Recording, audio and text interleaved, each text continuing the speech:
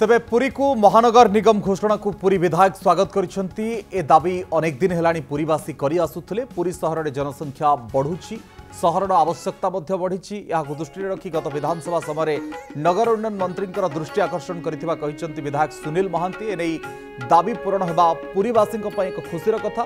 मु सरकार को अनुरोध करुछि घोषणा अति शीघ्र कार्यकारी करा जाऊ। 2026 सुधा या कार्यकारी होई पारले शहर समस्यार समाधान हो पारिबो। ए कथा सुनील महांती कहिसेंती।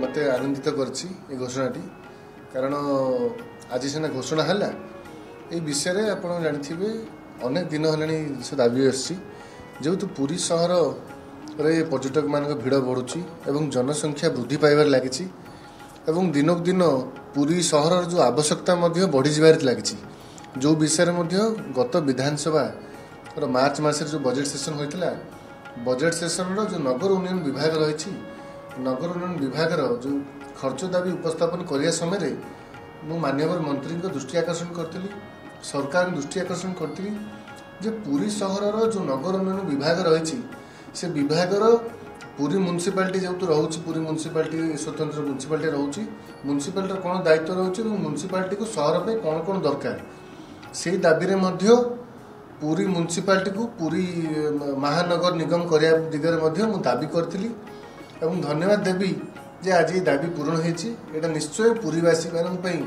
पुरी सहर पर गोटे खुशीर कथा। मुझे आशा करुच्ची जो महानगर निगम करने जो घोषणा करा अति शीघ्र कार्यक्रम करा जाऊ।